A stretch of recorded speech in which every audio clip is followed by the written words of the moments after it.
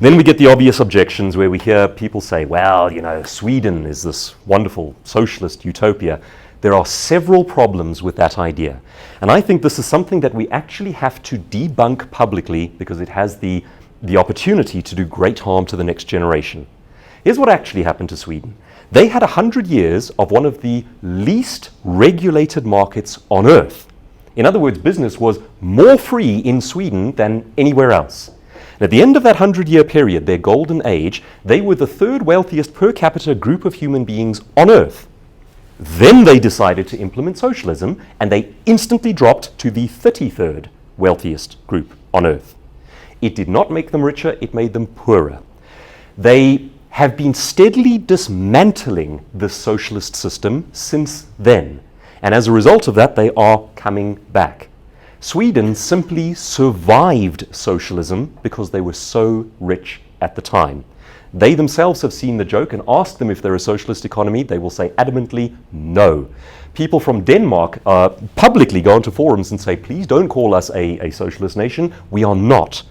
What they tend to do these days is this kind of bizarre mix. They have one of the freest economies in the world, then they tax the living daylights out of their citizens. And it's kind of a social safety net as opposed to full-blown socialism. But like I say, they're busy repealing it themselves.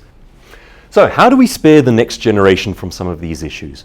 I am increasingly fascinated by this idea of debunking what doesn't work and trying to teach what does. And it's an uphill battle.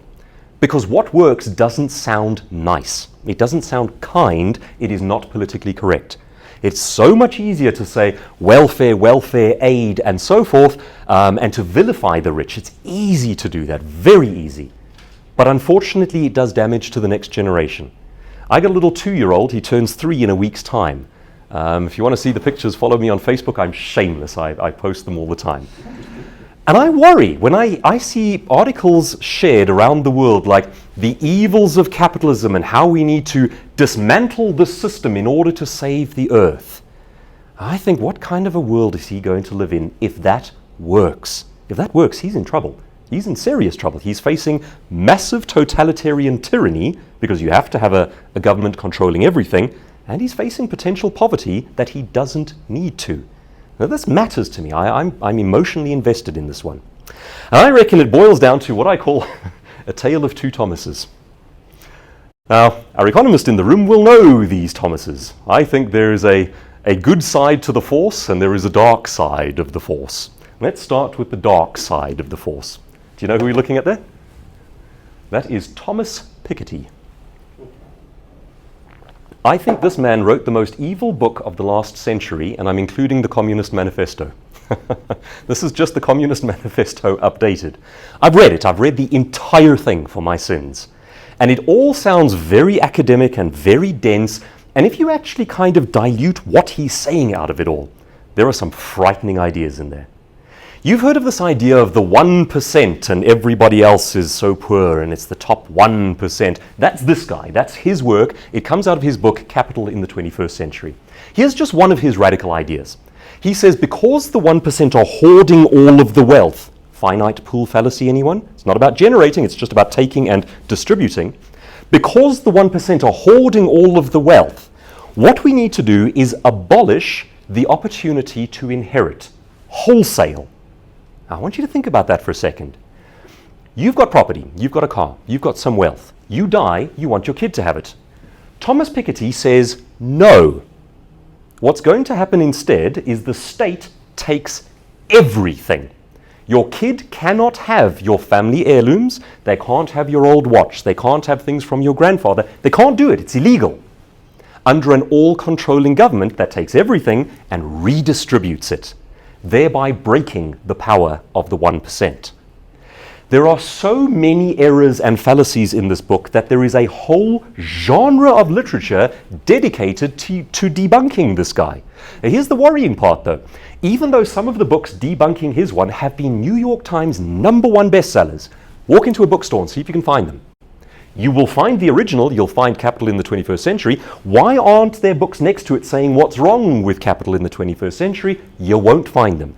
You can go looking for them on Amazon, you can order them from overseas, you can download the audiobook, but you have to go looking, and I find that worrying. Now, there are several errors with this guy's book. Some of them are procedural. The folks who have gone troweling through the numbers and trying to follow his maths and so on have gone, some of his numbers are just wrong, and some appear to be completely made up. So there are flat-out mathematical errors in his book. Then there are philosophical errors in the book, and that's perhaps the more interesting one. This is really just a modern rehashing of Marxism. His category errors are perhaps the worst crime of the book. For example, he says, the middle class has stagnated over the last 50 years. Oh my goodness, that's terrible. Yeah, exploitative capitalism, the rich on top, the middle class, they're going nowhere. What he doesn't tell you is it's not the same people in that category over time. The category stays the same because categories stay the same. It's a category. What's happened over those 50 years is some people who are very poor have come up into the middle class, and some people who are in the middle class have become very wealthy. Some have dropped from the 1% back down into the middle class. There's great dynamic movement there. But he points at a category and goes, look, the category hasn't changed. Of course it hasn't changed. You're delineating it yourself. But the human beings within that category have become more prosperous than the world has ever seen, and you're pretending that away. There's something sinister about that. It takes our thinking in a very dark direction that goes, well, then we need the government to step in and break this capitalist system. I go, no, we are going through the biggest miracle we've ever seen. Leave it alone. So that's Thomas Piketty. If you will take my word for it, and if I've still got you going with me at this point, I would like to recommend a different Thomas to you. This man, and this is a nerdy thing to say, very few people say, my favorite economist with a straight face. I have a favorite economist. It's this guy over here, Thomas Sowell. Very award-winning, venerated man, speaks all around the world, basically on free market systems versus socialism versus capitalism. I love this man's brain. In the last while, I got on my phone, I downloaded about 8 of his audiobooks, and I listened to all of them in quick succession. Now, that may sound like a very boring thing to do. Boy, it's not. This is one very smart man, and he's exceptionally good at showing how things work over history. And what he does is he traces things like the culture from the Highlands in Scotland all the way into the United States, and he shows how that becomes gang culture today. I mean, it's mind-blowingly interesting stuff. He shows how belief systems impact our poverty, our prosperity, and so forth, and he does it in great storytelling fashion. You don't have to be an economist to follow him. I'm not. I love this man's brain. I'd keep it in a jar if I could. So, a final experiment. This has been a bit of a thinky morning, hasn't it? You still with me? Yeah. Alrighty. The headline I'm seeing more and more often, and I see this on social media all the time, and I myself try and actually put in a comment section what's wrong with it and pick apart the fallacies and so on, because I think it's important. It goes like this: capitalism is destroying the world, we need a different system. All right. What system? What are we proposing there? Because that matters greatly. Capitalism has lifted almost everyone out of poverty. Poverty is becoming virtually extinct. We still have millions, we still even have hundreds of millions of people living in poverty. But out of 8 billion, we do not even have 1 billion living in poverty anymore. That is astonishingly good. So, let's talk about this idea of capitalism versus the environment and how we're destroying the world. Do I believe in taking care of the world? Yes, I do. I'm a Christian. In my Christian Bible, in the Torah, there are several injunctions to be good stewards of the world. Interestingly, there are even quite a lot about not being cruel to animals. And I mean, that's come up a lot recently in the media. If you're farming and so on, Bible says you can eat them, but you can't be cruel to them. You've got to be very humane. I take that as my guidepost. So let's talk about this idea of capitalism versus the world. And I'm going to start with a little thought experiment that goes, would you press the red button? There's a button on the wall. If you press that button, all of humanity disappears. Just like that. It's Thanos from the Avengers movies. You can do it. You can press that red button. If you do, Earth becomes a paradise. It becomes a garden. All the animals roam free. No more human beings destroying the environment. Would you do it? Would you press the red button? No. Okay. I'm glad to hear that. And that means we can proceed with this thought experiment because you are not a genocidal maniac, worse than the likes of, say, Stalin or Mao. Right. So if we agree that pressing the red button is actually an evil thing to do, then what we're saying is human beings have a right to exist. There's something valuable about us. We're here, we get to be. Okay, good. Next trick, we need to eat. And there are 8 billion of us. Not only do we need to eat, but we need to educate our children so that they know how to make things to eat. We need to have clothing, we need to move around, we need entertainment. We have multiple needs that we need met. At this point in history, our needs have never been as well met. That's where we are right now. So there are 3 basic ways you can meet those needs, and there are 3 ways only. The first is a barter system. I make a thing, and you make a thing, and we swap our things. And that was good enough to get us up to the level of, say, villages. And it actually became clumsy and unwieldy as soon as our villages became the beginnings of cities in ancient Sumeria. That's where barter pretty much started dying out. It couldn't go beyond that point. If your thought process is, well, we should go back to that, my answer is then we do nothing else. Because you would have to barter for the cup of coffee you're about to have, where you need to go, the clothes you're wearing, your next meal. Every single thing you do would be a transaction and a barter. We don't have the time. We would lose the opportunity to educate our children, entertain ourselves, make love, all of the things that make life interesting. Simply goes away. So that one's off the table. The other option that we have is a free market trade economy. It goes like this. I make a thing. You make a thing. I buy your thing if I want it, and you buy my thing if you want it. And if I don't want your thing, I don't buy it. And if I look at your thing and I want it, but it's too expensive, I find someone else who does it a bit cheaper.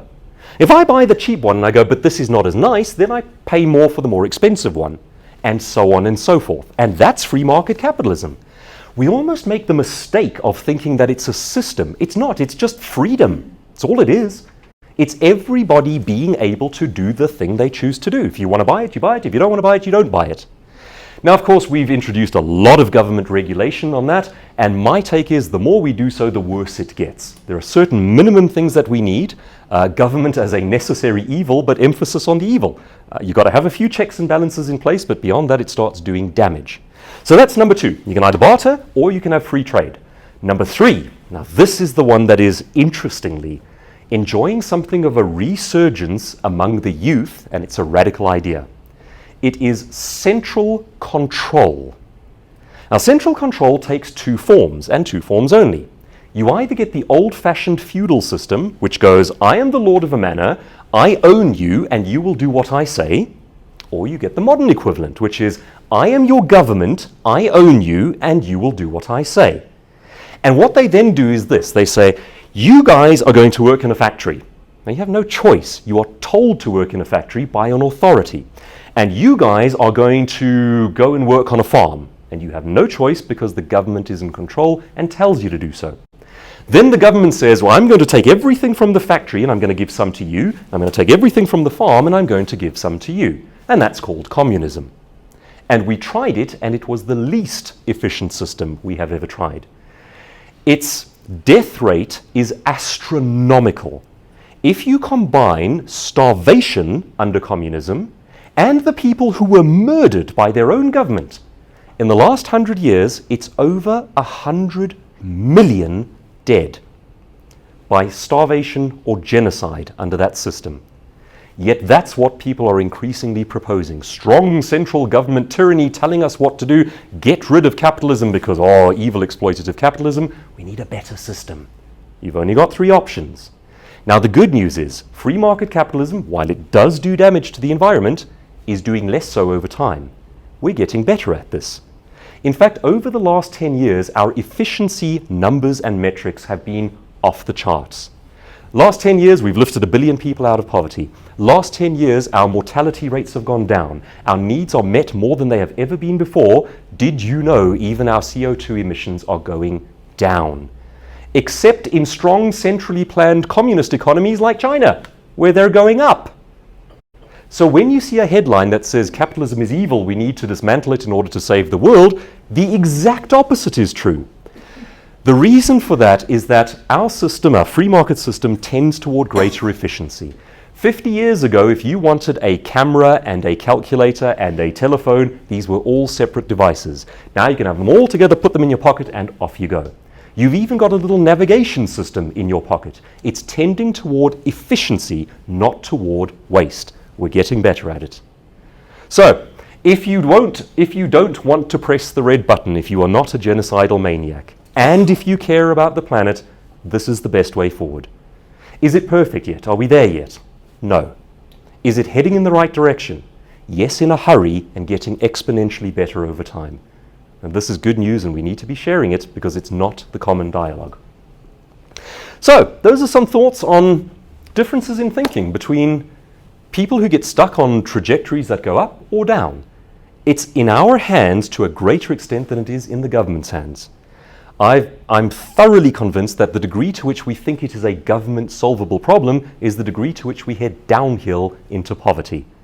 The top two metrics for heading upward: work ethic, faithful maintenance of a family. After that, raise your value, and if you can become the boss of your own business, that's the ideal way to go. May you be richly blessed as you train your brain for wealth and become poverty-proof. Thank you.